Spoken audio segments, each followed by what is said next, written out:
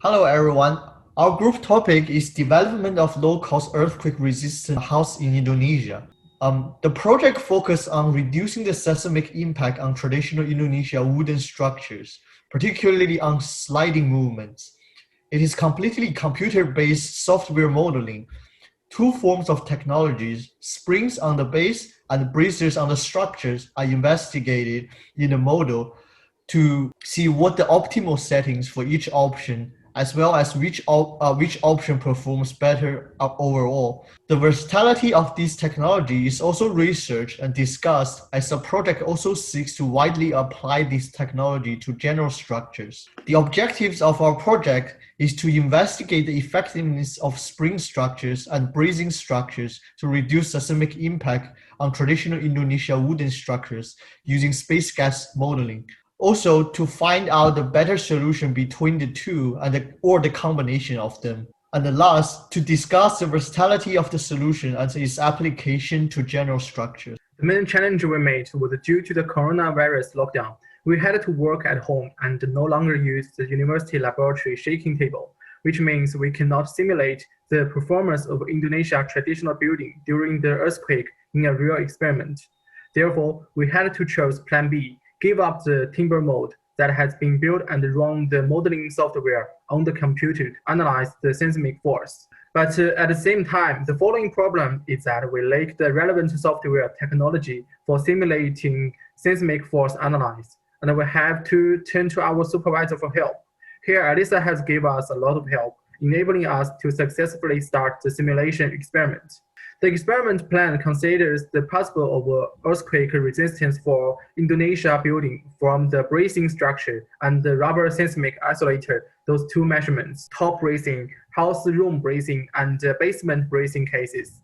Each bracing type will place at 3 positions and record the deflection and bending moment maximum performed. The experiment tests those conditions above under the space gas seismic load simulation, applied lump mass and spectral load based on the AS 1170.4 2007, and the result shows that for bracing structure, it is best installed in the house room, where it's the middle of the structure, where cross-axe bracing and shovel-shape bracing can maximize the reduction of the transmission of seismic force, making the house less deflect and bending. From another part, rubber seismic isolation will be installed to reduce seismic impact.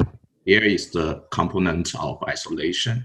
Rubber layers in the middle of the isolation, more sliding bearing within an isolation system of a retrofit building, and it provided temporary restraint while the isolation system is being installed. In our current analysis, we simulate some seismic force in X and Z direction separately and then obtain acceptable stiffness for the isolation for one-way seismic force analysis.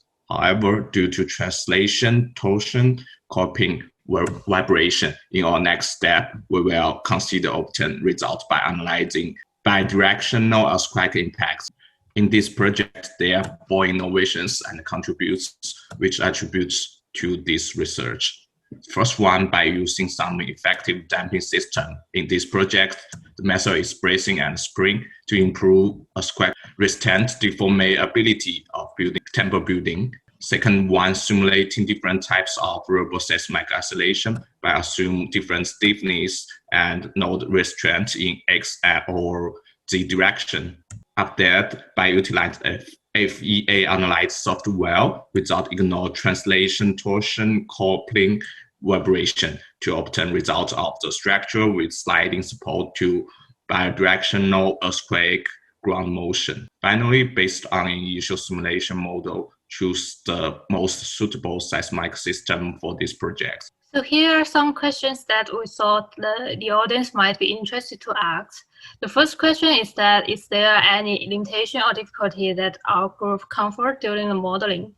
So the limitation we face so far is the simulation of sliding base in our model and the limited information of rubber isolator that we can obtain from it. So we basically simplify the model with fixed and more focused on bracing design analysis. The rubber isolator design is more like complementary part to assess our project. The second question is that how to ensure the accuracy of our model analysis.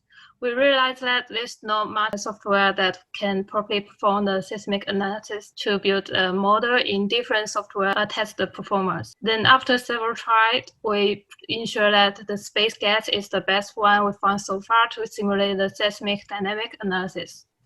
And we also considered importing the existing model into the other analysis software to test it again as a future work. We expect to obtain similar results undergoing the same analysis, thereby improving the accuracy of our model and results.